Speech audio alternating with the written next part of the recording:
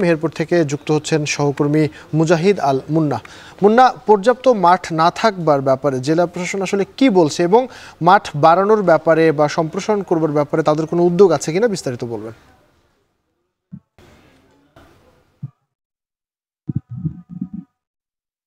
আবির, আপনাকে আমি জানিয়ে রাখি, মেহেরপুরে কিন্তু ক্রীড়া অঙ্গনে একটা সুন্দর অতীত আমরা দেখেছি।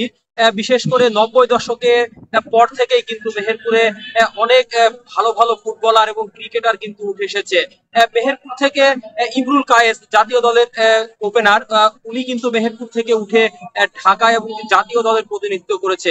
কিন্তু আমরা 2010 পরবর্তী সময়ের পর থেকে কিন্তু দেখেছি যে মেহেরপুরে ভালো কোনো খেলোয়াড় কিন্তু তৈরি হতে দেখিনি।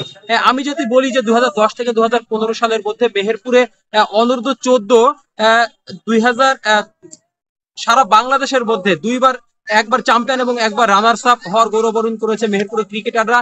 এবং জেএফএ কাপ অনূর্ধ্ব 16 ফুটবল প্রতিযোগিতায় সারা বাংলাদেশের মধ্যে মেহেরপুর কিন্তু চ্যাম্পিয়ন হওয়ার গৌরব অর্জন করে 2015 সালে। কিন্তু এরপর থেকে কিন্তু জেলা ক্রীড়া সংস্থাকে আমরা দেখিনি কোনো ধরনের টুর্নামেন্ট আয়োজন করতে, যার প্রভাব কিন্তু পড়েছে ক্রীড়া অঙ্গন সহ বিশেষ করে শিশুদের বা যারা এখন তরুণ প্রজন্ম এদেরকে।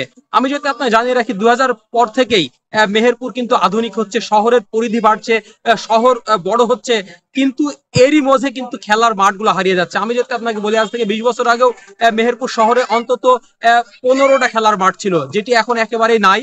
আবার পাড়া মহল্লাতে যে সমস্ত খোলা জায়গাগুলো ছিল, যেখানে খেলার মাঠ ছিল, সে সমস্ত খেলার মাঠগুলো কিন্তু বড় বড় দালান কোঠা বিল্ডিং এ ভরে গেছে, যার ফলে খেলার সেই পরিবেশ কিন্তু এখন আর নাই। আমি কয়েকজন অভিভাবকের সাথে কথা বলেছি, তারা আমাকে জানিয়েছে পর্যাপ্ত খেলার মাঠ না থাকলে শিশুদের মেধা বিকাশে কিন্তু বাধাগ্রস্ত হবে।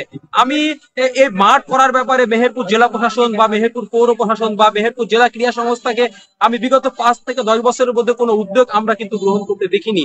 আবির, আমি অভিভাবকরা আমাদেরকে জানিয়েছেন খুব দ্রুত যদি মেহেরপুরে খেলার পরিবেশ ফিরিয়ে না আনা হয়, তাহলে আমাদের আজকের শিশুরা কিন্তু বিপদগামী হতে পারে বলে বিশেষজ্ঞরা মনে করছে। আবির, এই ছিল আমার কাছ থেকে খেলার মাঠ এবং ক্রীড়া অঙ্গনের সর্বশেষ পরিস্থিতি। মেহেরপুরে কমছে খেলার মাঠ, সেই খবর জানছিলাম। এর সাথে শেষ করছি এখন।